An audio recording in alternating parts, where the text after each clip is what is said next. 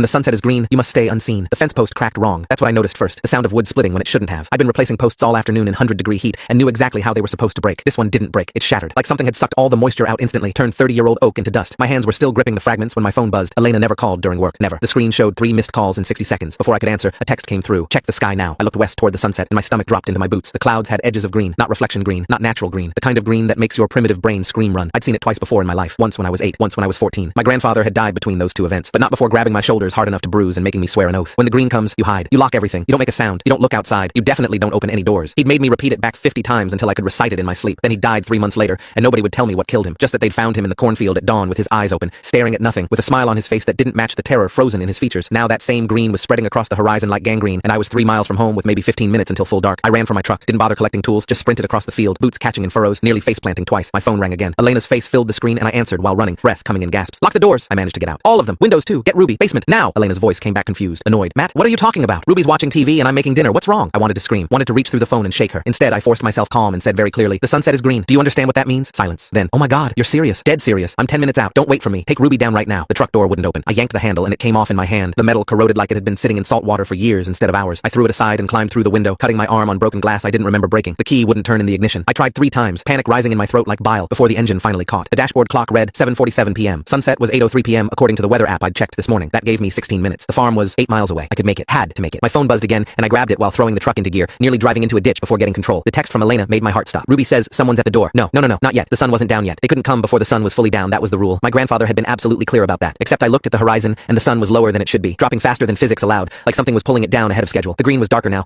pulsing with a rhythm that matched my heartbeat, or maybe my heartbeat was matching it. I pressed the gas pedal to the floor, and the truck's engine screamed, RPMs redlining, speedometer climbing past 70 on a dirt road built for 30. My phone rang, and I answered without looking. Don't let her open it. Elena, do not let her open that door. She already did. Elena's voice was small and wrong. Matt, there's a man in our house. He says he's from the power company. He says he needs to check our meter. I nearly drove off the road, corrected at the last second, gravel spraying, the truck fishtailing. Get away from him, I said. Take Ruby and run. Out the back door. Don't talk to him. Don't look at him. Just run. Matt, he's very polite. He's showing me his ID badge. It looks official. Elena, that's not a person. Whatever you're looking at, it's not human. It's wearing a person shaped like a costume. Please believe me and run. I heard a man's voice in the background, pleasant and friendly, saying something about voltage regulation. Elena laughed, actually laughed, and said, Matt, you're being paranoid. Mr. Garrison is just doing his job. I'll make him some coffee and the call dropped. I tried calling back and got a busy signal that morphed into a sound like insects screaming. I tried again. Same thing. I threw the phone on the passenger seat and focused on not crashing while driving faster than I'd ever driven in my life. The farmhouse came into view and every light was on. Not just room lights. Every lamp, every overhead fixture, every outdoor floodlight blazing like we were trying to signal aircraft. The front door stood open and I could see inside to the living room where Elena sat on the couch with a man in a power company uniform. Ruby was on the floor playing with her dolls. Everything looked completely normal. Perfectly normal. The kind of normal that appears in dreams right before they turn into nightmares. I skidded to a stop in the driveway and jumped out before the truck fully stopped, leaving it in gear, engine running. The motion felt wrong, like moving through honey, air resistance that shouldn't exist. Each step toward the house took effort, like walking into a strong wind, except there was no wind. The air was completely still. I made it to the porch and stopped. Full story is linked below or on my channel.